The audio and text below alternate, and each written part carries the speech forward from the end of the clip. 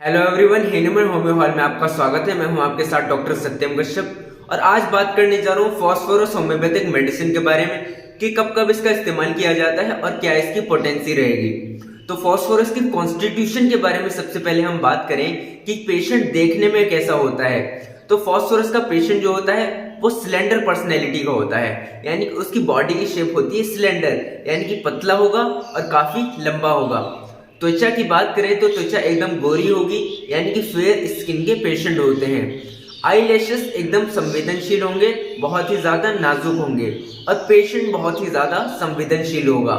Phosphorus उनमें बहुत अच्छा असर करती है जिनकी बॉडी एकदम से ग्रो कर गई हो, यानी कि उनकी बॉडी का विकास, उनके शरीर का विकास एकदम से तेजी से हुआ हो। जब जवानी में बहुत ही जल्दी किसी की बॉडी ग्रो कर जाती है, बहुत जल्दी जो बच्चे बढ़ जाते हैं, उनमें फास्फोरस बहुत ही अच्छे तरीके से असर करती है।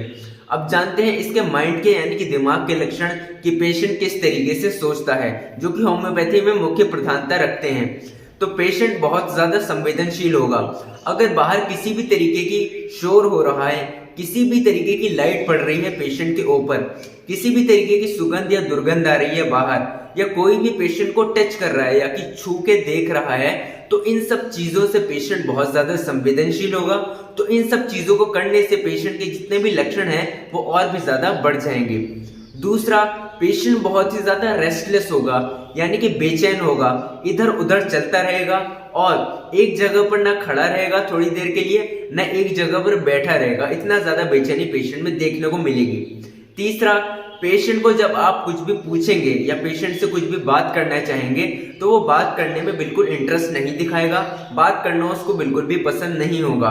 साथ में अगर उसको कुछ भी आंसर करने को बोलेंगे या कुछ आपसे उससे पूछेंगे तो बहुत धीरे धीरे उसका वो उत्तर देगा और बहुत ही धीरे धीरे चलता है, बहुत ही मतलब धीरे तरीके से इनएक्टिव होता है, यानी कि एक जो एनर्जेटिक पर्सन चलता है उसकी तरह नहीं चलेगा। ऊर्जा की कमी होगी उसमें, इस तरीके से वो चलेगा। और लास्टली, जिंदगी उसके लिए बहुत ज्यादा ऐसा लगेगा कि बहुत ज्यादा बोझ बन चुकी है और बहुत ही ज्यादा थका मांदा रहता है पेशेंट। जानते हैं फास्फोरस के अन्य मुख्य लक्षण, तो इसमें हैमरेज मिलता है। हैमरेज बोलते हैं खून का शरीर के किसी भी पार्ट से बाहर आना, खून का रिसाव या फिर ब्लीडिंग, जिसको हम आम भाषा में बोल देते हैं। तो हैमरेज मिलता है नोज से, यानी कि नाक से जब खून आता है, जिसे नोज ब्लीड बोलते हैं या नक्सीर फूटना बोल देते हैं। हमारे आमाशय से मिलेगा, एनस या फिर गुदा द्वार से, यूरिथ्रा से जहां से यूरिन पास करते हैं, तो इन सब जगह से इसमें हैमरेज मिलेगा, यानी कि खून आएगा इन जगह से। हेमरेजिक डायथिसिस होती है पेशेंट की, यानी कि खून बहुत ही आसानी से उसकी बॉडी में से आ जाता है। अगर कोई छोटी सी भी चोट लगी है तो उसमें से भी बहुत ज्यादा खून पेशेंट के आएगा। अगला, जैसे कि मैंने इसको बताया कि ऊर्जा की कमी होती है पेशेंट में, बहुत धीरे धीरे मूव करता है, बहुत धीरे धीरे चलता है, तो इसलिए पेशेंट जब भी चलेगा तो सीधा नहीं चलेगा, झुककर चलेगा। अपनी जो स्पाइनल कॉर्ड है उसको झुका करके चलेगा, जैसे बूढ़े लोग चलते हैं उस तरीके से पेशेंट चलेगा। और जो बुजुर्ग लोग होते हैं, जब उनमें सुबह सुबह दस्त की समस्या मिलती है, जिसे हम मॉर्निंग डायरिया कहते हैं, तो उनमें भी, उन बुजुर्ग लोगों में भी ये फास्फोरस बहुत ही अच्छा असर करती है। तीसरा इसका जो लक्षण है वो है जलन, यानी कि बर्निंग बहुत ज्यादा मिलती है। जो हमारी स्पाइनल कॉर्ड है, पूरी स्पाइनल कॉर्ड में बहुत ज्यादा जलन मिलेगी। हाथ के पाम जो है हमारे, इसके पीछे वाला हिस्सा जो है, इसमें बहुत ज्यादा जलन मिलेगी। जो हमारी दोनों शोल्डर की बोन है, इसके मध्य में बहुत ज्यादा जलन मिलेगी, जैसे कि किसी ने बर्फ का टुकड़ा वहां पर रख दिया हो।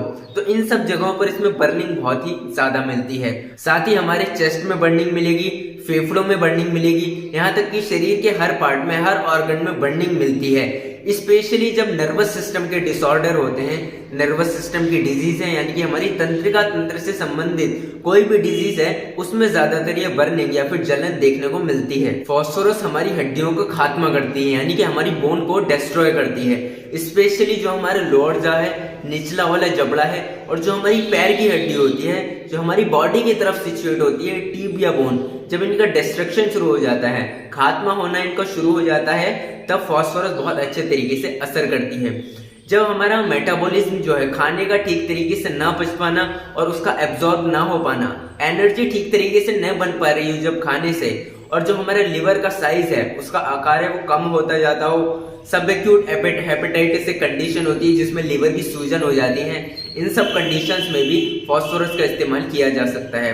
पेशेंट को ऐसी फीलिंग होती है कि जैसे उसका सिर, चेस्ट यानी कि सीना, आमाशय और एब्डोमेन यानी कि पूरे पेट में ऐसी पेशेंट को सेंसेशन होती है कि उसका पेट खाली हो गया है, एकदम सारी चीजें जो है ये खाली हो गई हैं और इनमें बहुत ज्यादा कमजोरी वाली फीलिंग भी पेशेंट को आती है।